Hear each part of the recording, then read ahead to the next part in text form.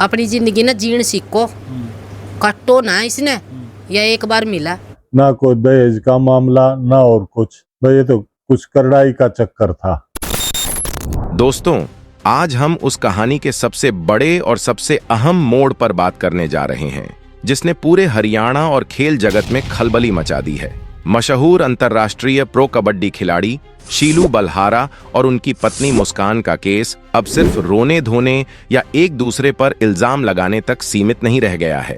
इस केस में अब एक ऐसी चीज की एंट्री हो गई है जो झूठ नहीं बोलती, और वो है मोबाइल फोन।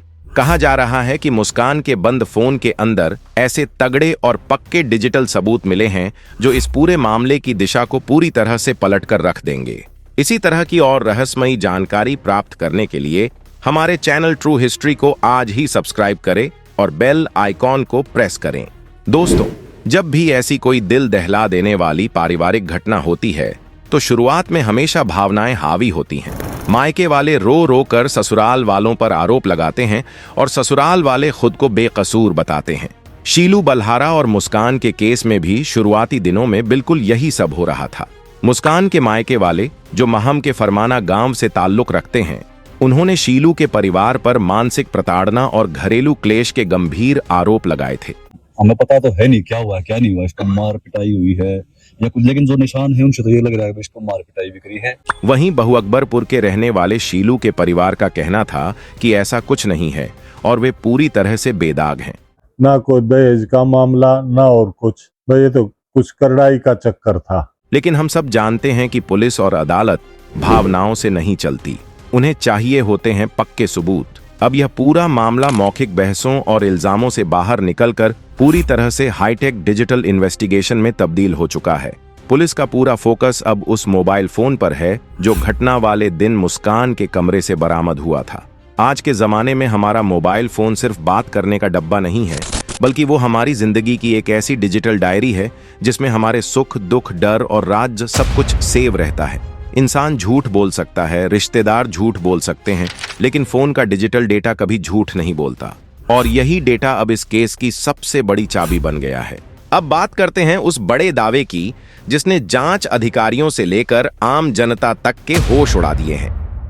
मुस्कान के मायके वालों, खासकर उनके पिता सुखबीर का यह साफ तौर पर कहना है कि उनकी बेटी का फोन ही इस केस का सबसे बड़ा और सच्चा गवाह है।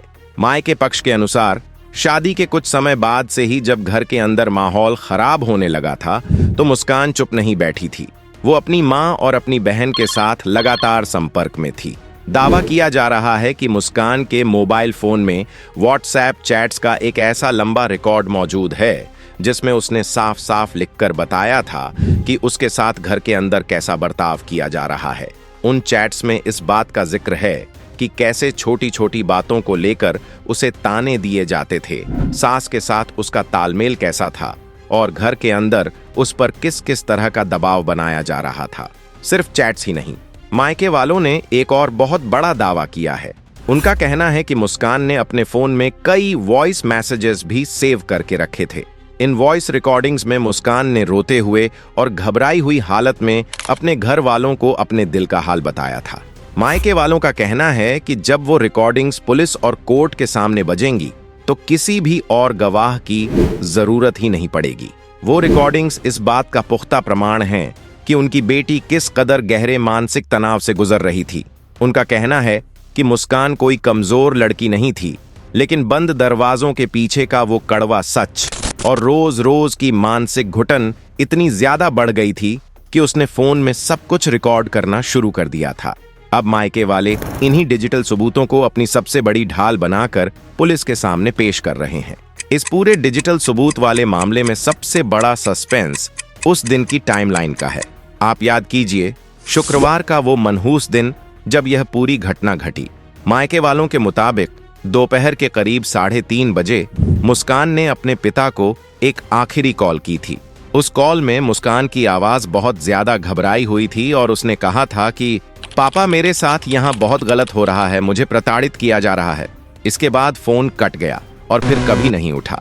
पिता ने 15 बार मिस्ड कॉल की, लेकिन कोई जवाब नहीं आया। उसके बाद मैंने फिर कोई 10 बार मैंने फोन लगाया, कोई बात नहीं। अब पुलिस की जांच टीम सबसे पहले मुस्कान के फोन की CDR यानी कॉल डिटेल रिकॉर्ड्स निकाल रही है। CDR से यह बिल्कुल शीशे की तरह साफ हो जाएगा कि उस आखिरी कॉल के बाद यानी 3:30 से लेकर 4 बजे के बीच मुस्कान के फोन से और किसे कॉल की गई थी या किसका फोन आया था। क्या उस दौरान किसी और से भी कोई मैसेज पर बात हुई थी? क्या शीलू बल्हारा जो उस वक्त पंजाब में कबड्डी खेल रहे थे, उनसे मुस्कान का कोई संपर्क हुआ था? CDR की यह रिपोर्ट उन आखिरी चंद मिनटों की कहानी को सबके सामने लाकर रख देगी। दोस्तों, ताली कभी एक हाथ से नहीं बजती और कानूनी लड़ाई में भी दोनों पक्ष अपना अपना बचाव करते हैं।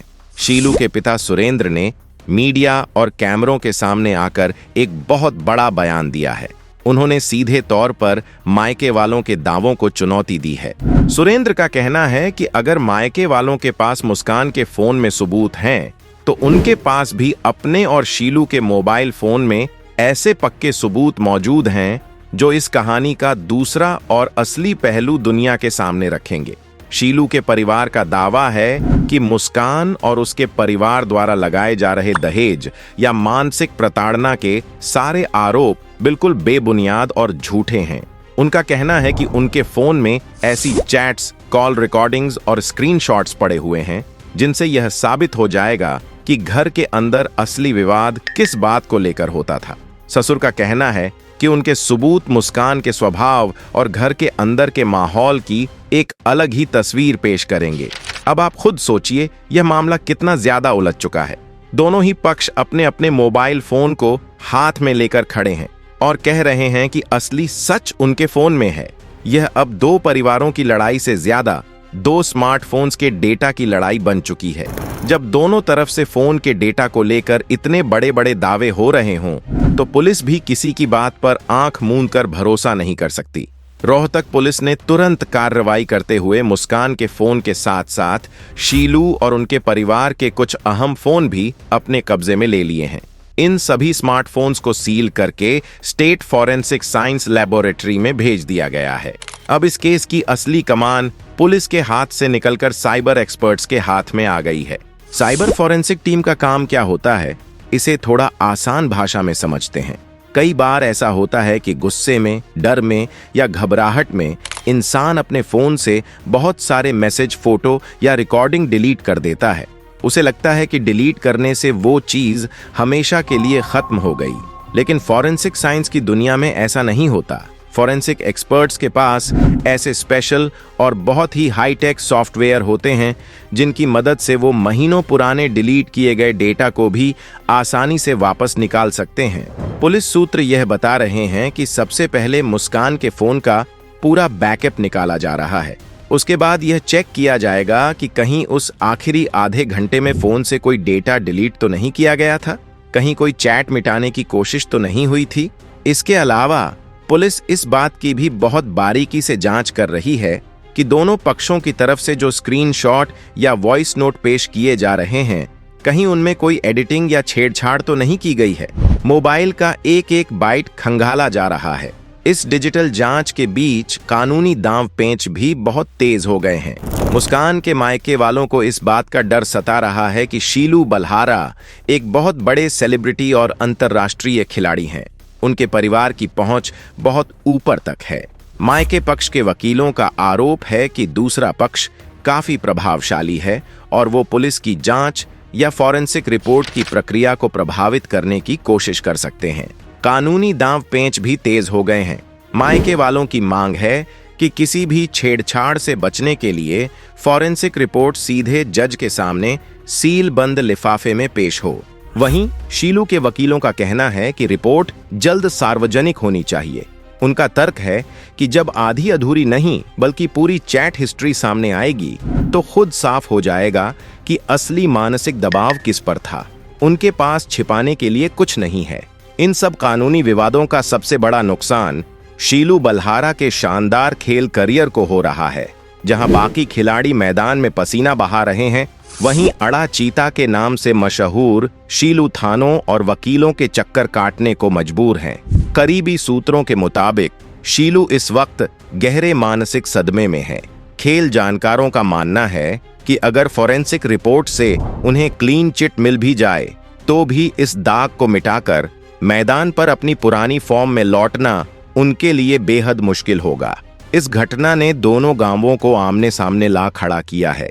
एक तरफ मुस्कान के गांव फरमाना के लोग सड़कों पर उतरकर न्याय मांग रहे हैं। उन्हें यकीन है कि फोन की रिकॉर्डिंग सारा सच सामने ला देगी। वहीं दूसरी तरफ शीलू के गांव बहु अकबरपुर के लोग पूरी तरह उसके समर्थन में हैं। उनका साफ कहना है कि बिना पक्की फॉरेंसिक रिपोर्ट के एक होनहार खिलाड़ी को विलेन बनाना बिल्कुल गलत है। अब गांव की हर चौपाल और चाय की दुकान पर बस यही बहस छिड़ी है कि आखिर किसके फोन से पक्के सबूत निकलेंगे। दोस्तों, कानूनी दांव पेंच और समाज की बातों के बीच हम 11 महीने के मासूम हार्दिक को नहीं भूल सकते, जिसके सिर से हमेशा के लिए मां का साया उठ चुका है। आखिर इस छोटे से बच्चे का क्या कसूर है? दूसरी तरफ एक 23 साल की लड़की का अपना दर्द फोन में रिकॉर्ड करना हमारे समाज पर एक करारा तमाचा है। यह दिखाता है कि आज भी घरों में संवाद की कितनी भारी कमी है। करोड़ों की गाड़ियों और रुतबे के पीछे अक्सर गहरी घुटन छिपी होती है, जिसके कारण ऐसे खौफनाक कदम उठाए जाते हैं। ये दर्दनाक घटना हम सभी के लिए एक बड़ी चेतावनी है कि हम बाहरी दिखावे से बाहर निकलें, अपने घर का माहौल सुधारें और अपनों की परेशानी जरूर सुनें। अब सबकी निगाहें सिर्फ फॉरेंसिक रिपोर्ट पर टिकी हैं। मुस्कान या शीलू के फोन से क्या सच निकलेगा, यह जल्द ही कानून के जरिए सबके सामने आ जाएगा।